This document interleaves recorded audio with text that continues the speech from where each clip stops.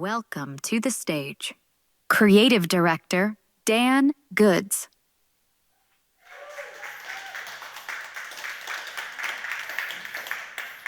Morning. I am a proud resident of Altadena, California. Let's see if our slides are up there. There we go. And some of you guys may know that name, Altadena, California, because in January, it looked like this. So 6,000 people lost their homes, and I remember that evening. We were supposed to have a huge windstorm. It was going to be 95-mile-an-hour winds, and the electric company had turned off the power. Unfortunately, they didn't turn off the power everywhere because that's what sparked the fire.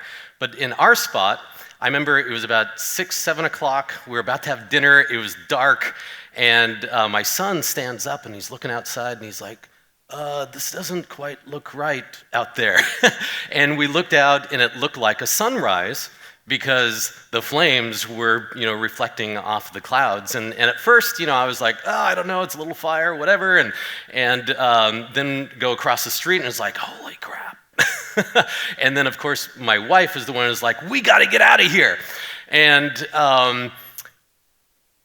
it is a little complicated for our family because we have a beautiful dog and we have a bunch of chickens, and two of our kids were home from college, and we didn't have a lot of room in our car. And I don't know about you, if any of you guys have been involved in an evacuation, but all of a sudden, what is important to you?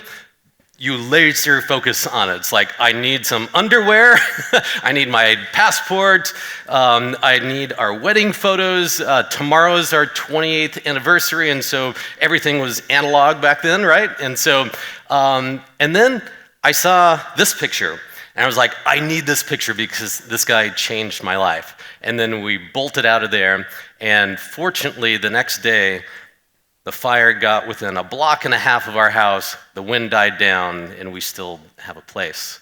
But there's lots and lots of people that don't.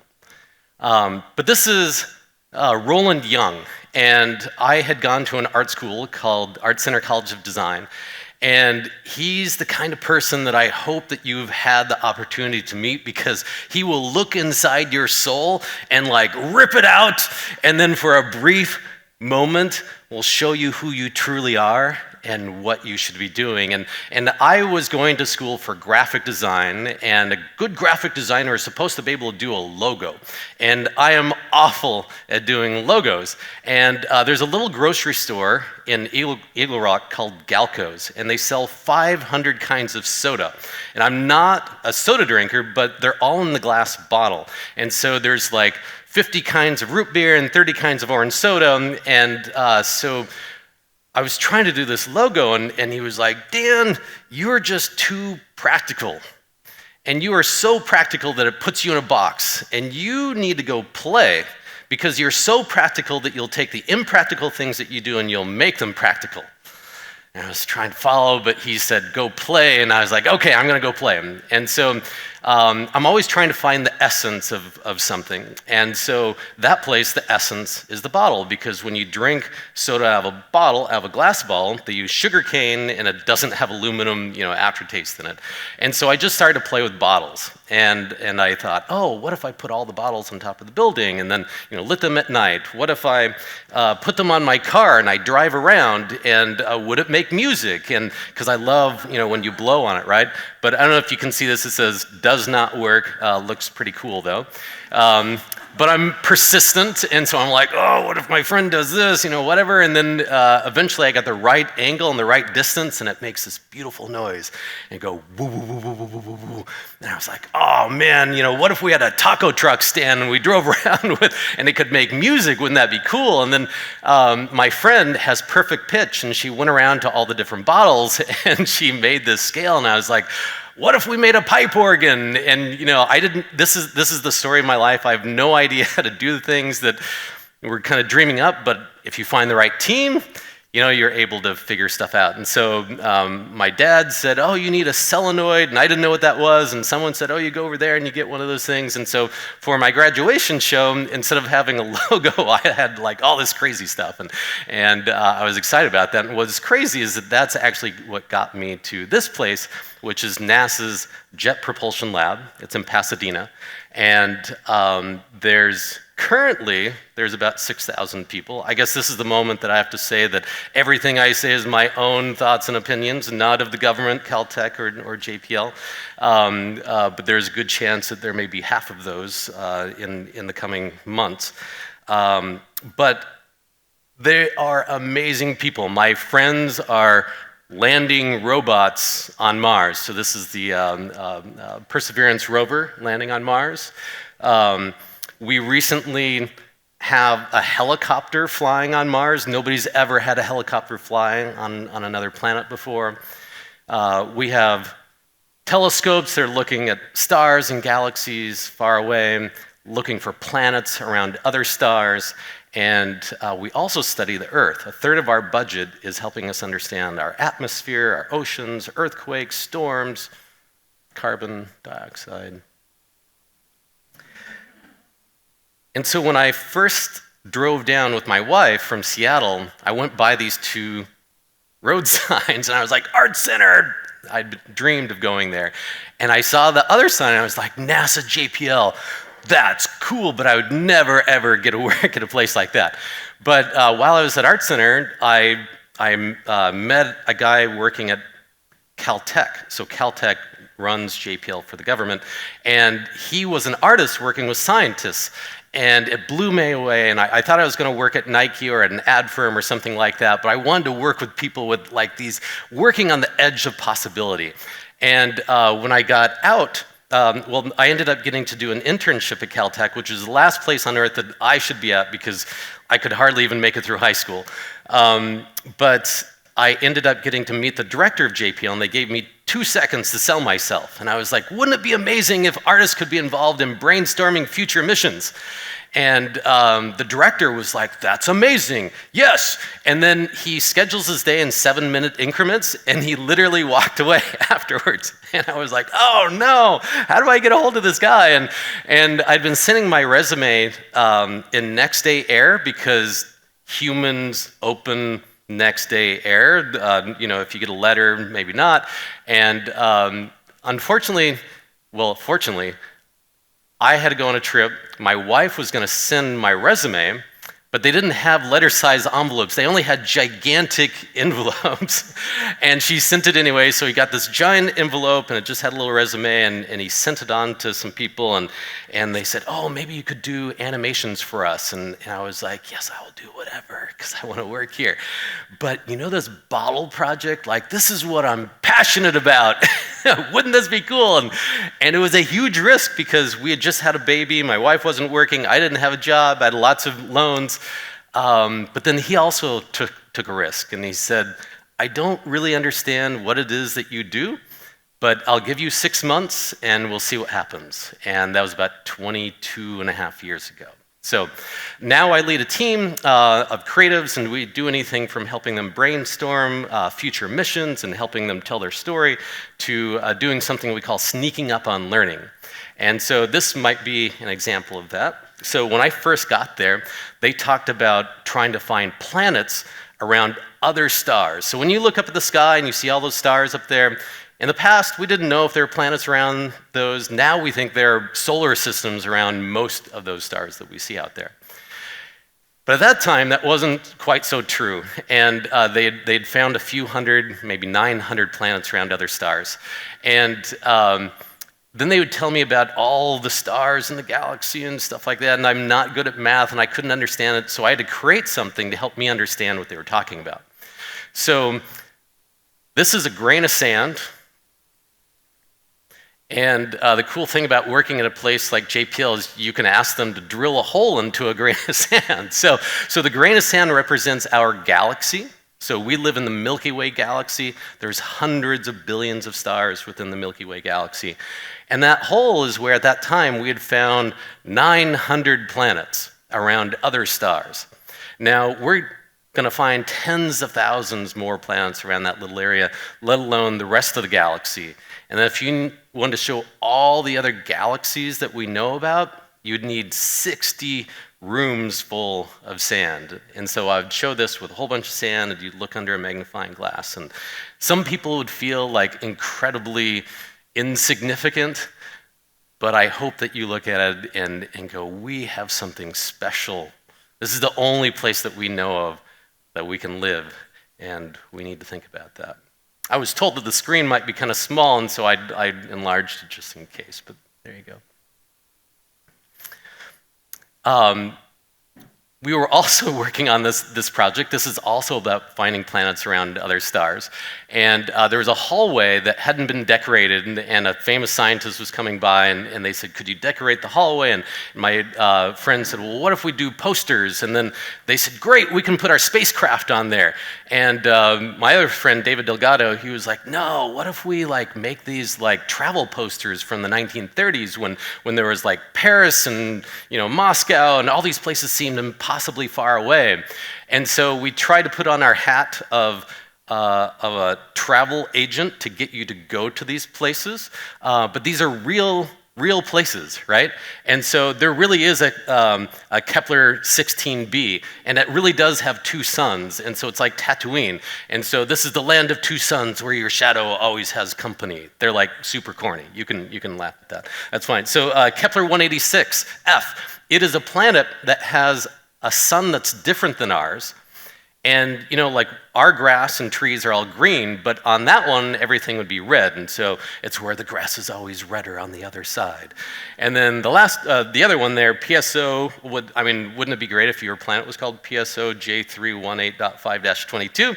I call this the Summit poster because it's a planet that doesn't actually have a sun, and the scientists were like, oh, we shouldn't do that because nobody would want to go to a planet that doesn't have a sun, but it's where the nightlife never ends, right? So there's a whole bunch of these. They're free online. You just Google NASA travel posters, and you can print them out 10 feet tall. You can make spandex pants out of them, a whiskey flask. There's all sorts of different things that are out there. On the way to Vegas, there is this place called one of the 3 locations around the Earth that's part of the Deep Space Network. And this network, since there's 3 locations around the Earth, it's because if you're a spacecraft and I'm trying to talk to you, well, the Earth moves, right? It spins, and so I can't talk to you anymore. And so we put one over in Spain, and then we put one in Australia, and so I can always talk to you. And so we went out there, and it's like the desert, and it's really quiet out there.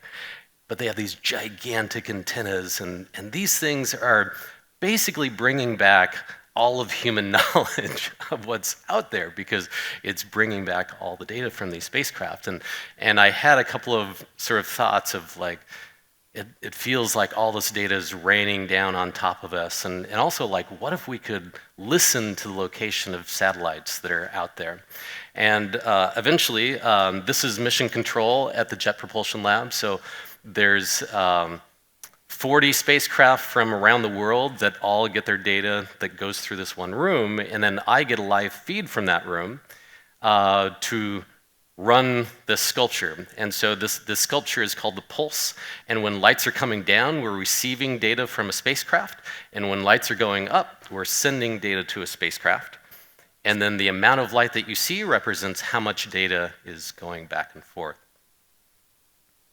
And so every 20 seconds or so, we switch to a different antenna. We still receive information from Voyager, which is 48 years old, but it can hardly send any data back and forth, so it kind of looks broken. Whereas other spacecrafts can send lots and lots of data back and forth. So this is in the main administration building at JPL, and it gives you a sense of the pulse of exploration at any one moment. We got to make another one, which is in Washington, D.C. It's at NASA headquarters. And that one turned into a chandelier. And this one is connected to all the Earth missions that we have. So NASA, again, has about 20 satellites that study the Earth.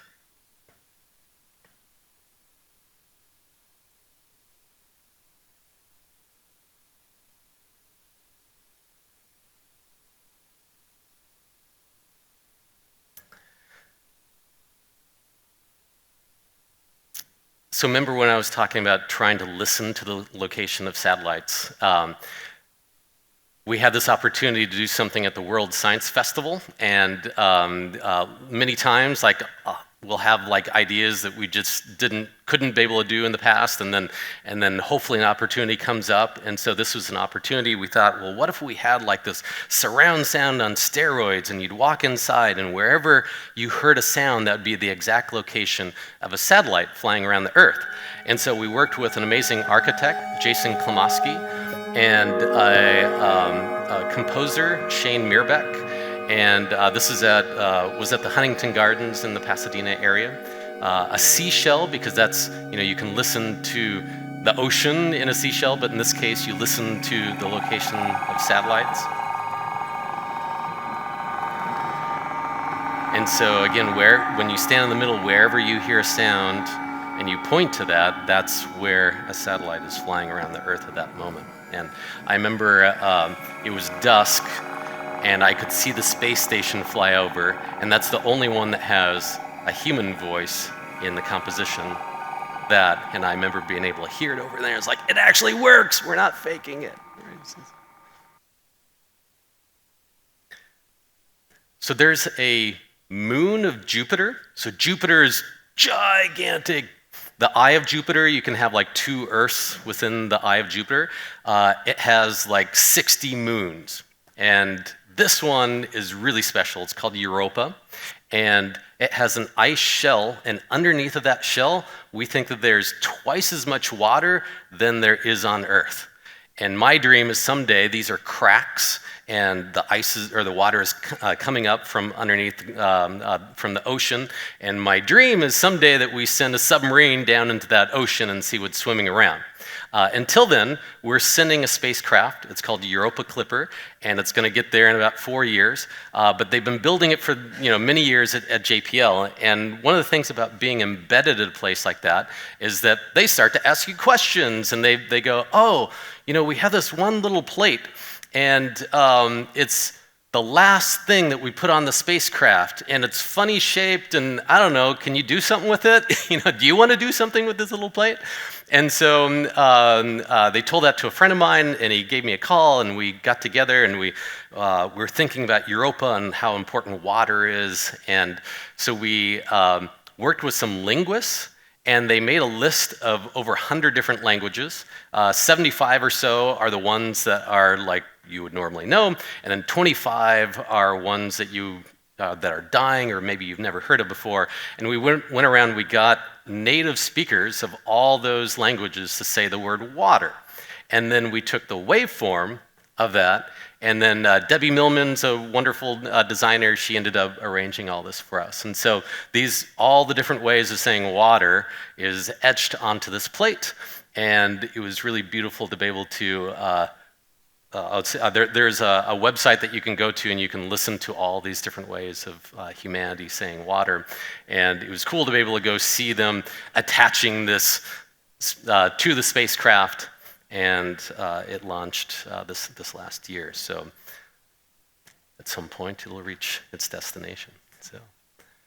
So it's been it's amazing to get to do those kinds of projects at JPL. I also do a lot of projects outside of JPL. I collaborate with people like you guys and come up with different ideas. And there's a project called the eCloud. It's at the San Jose airport. And I had never done a public art project before. Nobody on my team had done a public art work before, but they gave us an opportunity, and we created this thing. It's thousands of pieces of liquid crystal, and liquid crystal, if you add electricity to it, it becomes transparent, so there's no lights flashing. And we hooked this up to weather data from around the world, and so we have a list of 100 different cities, and it'll just cycle through those, and whatever the weather is in that city, it'll transform in our cloud. And so if it's raining somewhere, it'll look like it's rainy. If it's windy, it'll look like it's windy. Again, if it's LA, it looks like it's broken because it's not doing anything. So this needed to last 10 years. That's hard to do for a tech project. It did last 15 years. Now, when you go there, the switching back and forth, you can't really see anymore, but they still, for whatever reason, want to keep it hanging there, which is kind of strange to me, but whatever. I don't know about you guys, but I love a sunset or a sunrise, and it's always magical to me, that moment of looking at the clouds. And I started to play around, and I found these things that vaporize water into little tiny clouds, and I thought, well, what if I just had a whole bunch of them, and I had a big room. And so this is about the scale of this room. And I've done it like in a skyscraper where you're not expecting it, and you're kind of walking through a hallway, and then you open up a door, and then all of a sudden you're transported into a different world.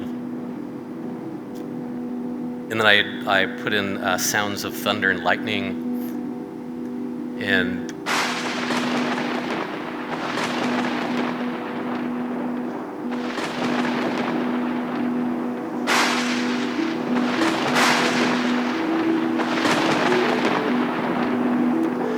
it's super mesmerizing. You just can kind of stand there forever. And some people, they can't tell, it changes their perspective.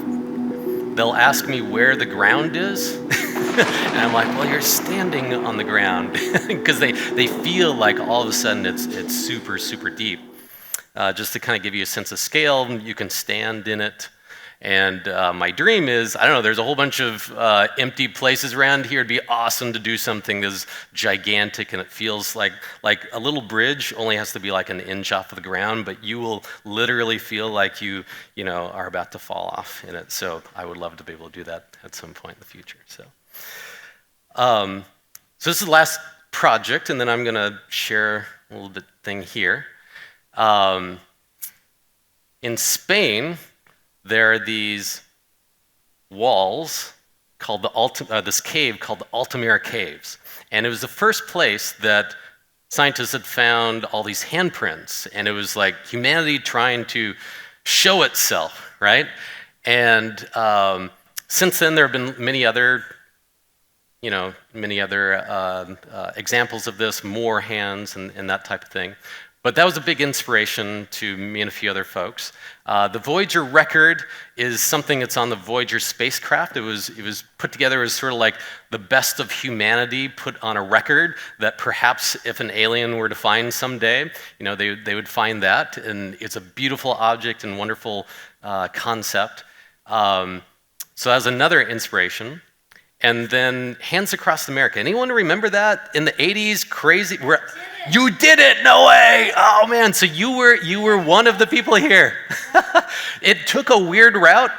My friend in LA grew up in Detroit, and he always likes to show that it did not come to Detroit for whatever reason. Okay, there you go. So it's amazing to me to think that there was a moment in time where people were holding hands all the way across America, right? Like, can you imagine that happening today? It's hard to imagine, but it is an inspiration, right? You still remember it, right? Yeah, it's a really big deal. Yes, yeah. So we want to do something like that now, and we want to create a symbol that in the future people can remember in the same way. So I'm going to show you this little video.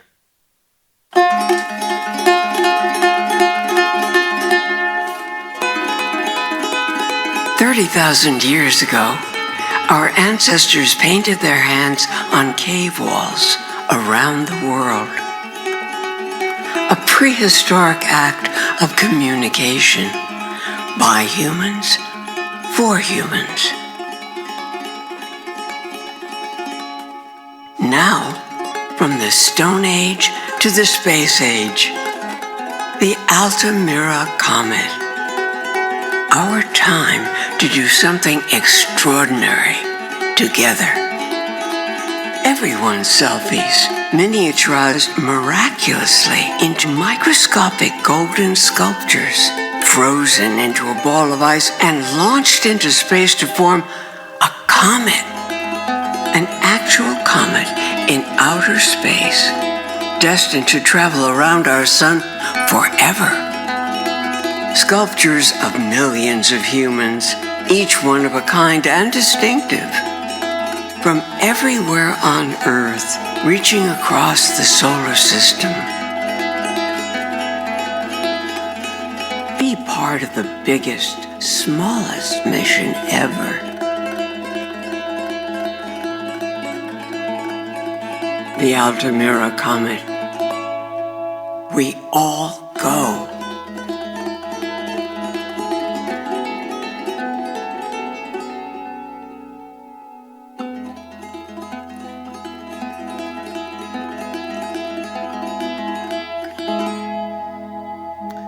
So what I have here is 5 million little golden selfies inside this thing. I can show you guys more afterwards. They are tiny. They're actually 1/10 of the size of a human hair. Let's see, what pocket did I do this in? There we go. There we go. So what happens is you take a selfie, we make a bitmap, and then we make this really, really tiny thing. And so we're trying to make sure it works for every skin tone, right? Because it's for everyone. You use an electron beam lithography machine. You might have one of those in your garage somewhere, I don't know. But you lay down a layer of gold, which is the silhouette first, and then you lay down another layer of gold, which is the detail. And so this is one of the faces that's inside of this. And to kind of give you a sense of how big this is a human hair right there. So they're really tiny. So if you had 1 billion of them, that would be the size of a golf ball. And the idea is to do a global campaign where you can see what your sculpture is going to look like. You take your picture, and then if you put that in a ball of ice, and you put it in a small CubeSat, and you put that in space, and you throw it around the sun, a cross-section of humanity will become a comet that will orbit the sun until we're blown out into the rest of the universe. And it turns out that gold, the only way gold is formed is by a star that has exploded twice. And the size of this happens to be the size of stardust. And so we will literally become stardust through this. And so the hope is that we could launch a big campaign around something around the World Cup or the Olympics, and then have a campaign for some period of time, and then eventually build it and launch it. So what I love about Awe and Wonder is that it makes you think about something bigger than yourself. I think people that have awe and wonder in their life, they probably have more gratitude because they're not the biggest thing in the universe. And a friend of mine, his name is Roland Young, his name is Erwin McManus. Roland was the first person. He was giving a talk one time, and I can't remember anything else that he said, but he said, "It is a gift and a privilege to be alive." And this little thing here is something that helps me think about that. So this is called a cloud chamber. You can Google cloud chamber. You can make your own cloud chamber, but basically you need a little bit of dry ice. You want to make sure you wear gloves when you do that because it's really cold. And there's a piece of aluminum on the bottom, and this is just a fish tank.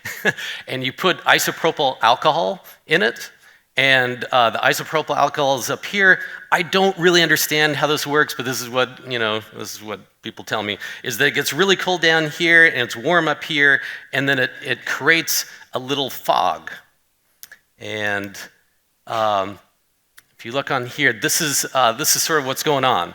And so you'll see this little fog. The fog itself is not what's important. It's really these little streaks, because these streaks are particles that have come from exploded stars.